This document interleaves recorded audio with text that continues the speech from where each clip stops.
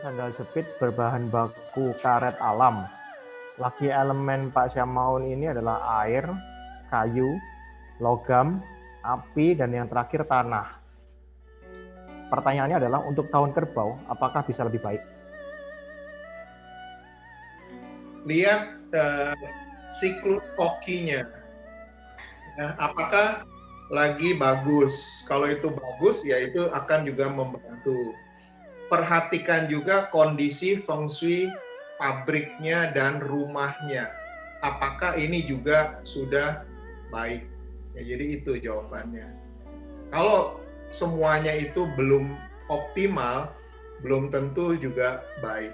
Nah, ini yang tadi saya bilang. Dalam kita mensiasati, dalam kita istilahnya mengobati dalam tanda petik semua masalah, itu tidak bisa lari dari Qian Ren Ti. Makanya buku ketujuh saya juga sengaja saya minta judulnya itu mengingatkan kita semua akan pentingnya ya trilogi dari Qian Ren Ti. Tanpa itu kita hanya kerja separoh-separoh. Kita hanya betulin pace, manusianya nggak jalan, juga nggak ada guna.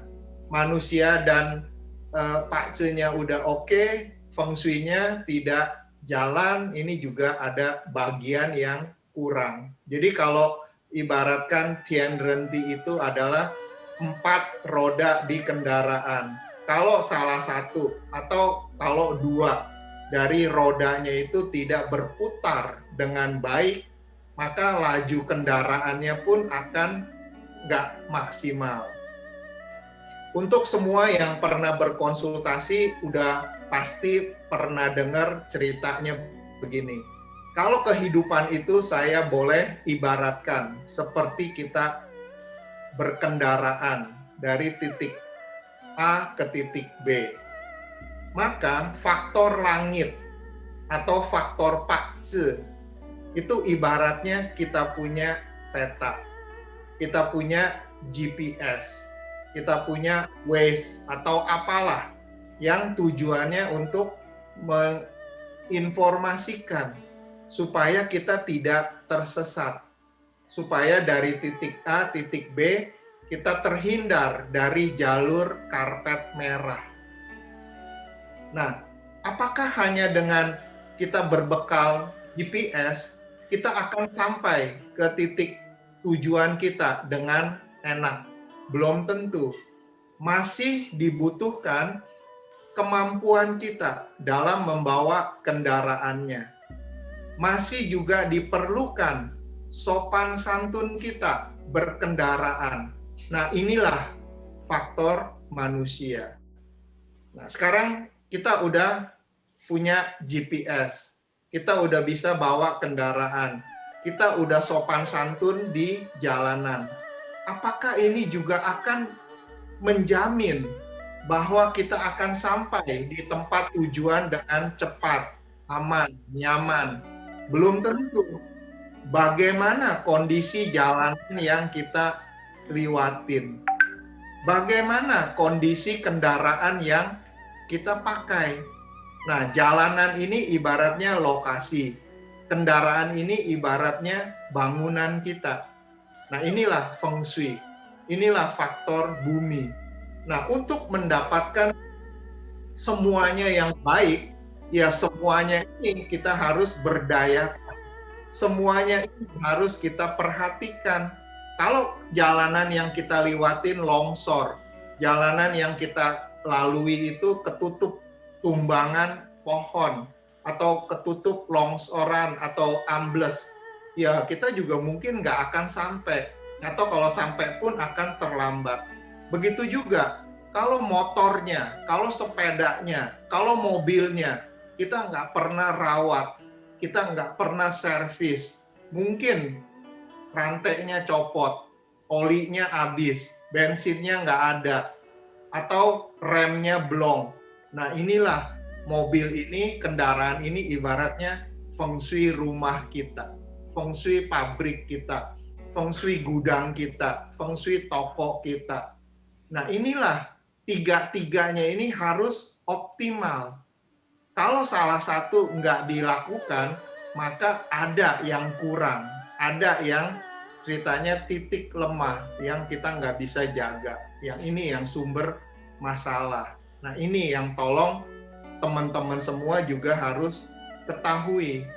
Jadi kalau kita hanya memperhatikan langit, ya berarti kita ada yang kurang. Kalau kita hanya memperhatikan bumi, ada yang kurang juga. Kalau kita hanya memperhatikan faktor manusia, masih juga ada yang kurang. Nah inilah, kalau kita mau mendapatkan solusi yang maksimal, maka kerja kita pun harus maksimal, jangan tanggung-tanggung.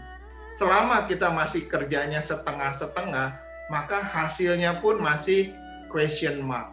Nah inilah kenapa saya selalu ingatkan ke semua orang, ya, jangan kita terpaku kepada urusan pakce only. Jangan juga hanya terpaku kepada feng shui only.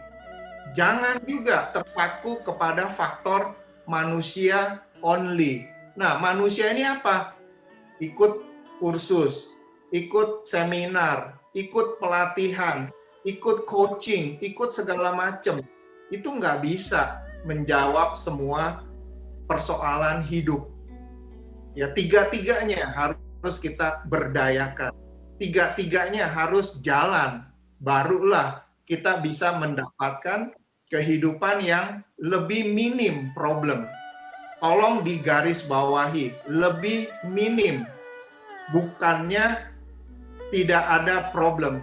Kalau ada siapapun di dunia ini yang bisa menjanjikan teman-teman, yang berani mengatakan ke teman-teman bahwa mereka bisa memberikan atau menjawab atau menjadi solusi, memberikan kehidupan yang tanpa problem, itu artinya orang tersebut lagi bohong, atau lagi halu, atau dia lupa diri, jadi dia berani ngomong begitu. Tidak ada satu manusia pun di dunia ini yang bisa memberikan kita kehidupan yang tanpa problem.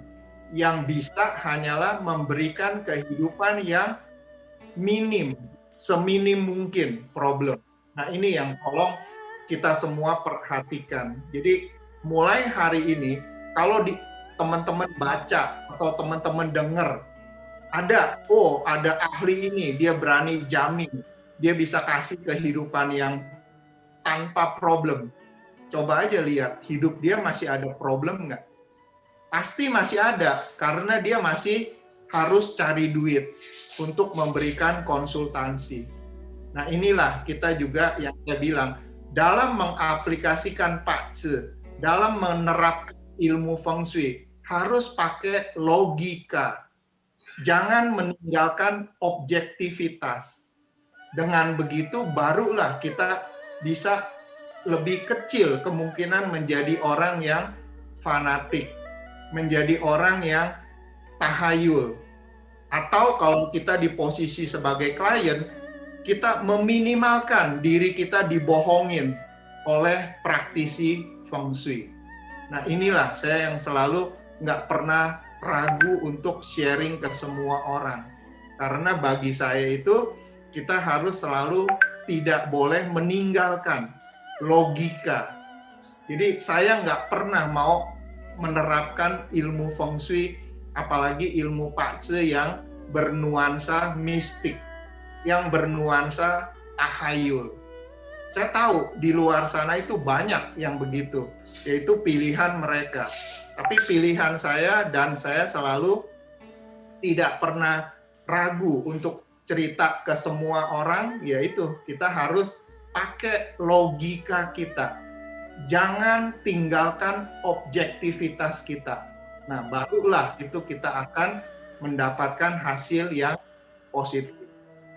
Nah, apakah saya tidak, artinya dengan mengatakan begitu saya mengingkari adanya fenomena-fenomena paranormal, fenomena mistik? Ada. Itu saya tidak bilang saya nggak ada. Tapi tidak seheboh yang mereka omongin, tidak secanggih yang mereka katakan. Kenapa saya berani bilang begini? Karena jujur ngomong, di masa lalu pun saya sudah menggeluti bidang tersebut. Saya personally sudah belajar aneka ilmu-ilmu yang begituan. Itu waktu saya masih muda, waktu zaman saya sekolah. Tapi kenyataannya nggak ada. Ada, itu hanya 1 atau 2. Dari sekian ratus orang pinter yang saya pernah temuin, itu hanya 1 atau 2 yang benar-benar pinter. Selebihnya itu pakai trik. Selebihnya itu lebih besar ngomongannya daripada kenyataannya. Nah, ini yang tolong teman-teman juga perhatikan. Jangan sampai menjadi korban. Jangan sampai dieksploitasi oleh perilaku-perilaku yang tidak positif. Ya, jadi itu jawaban saya.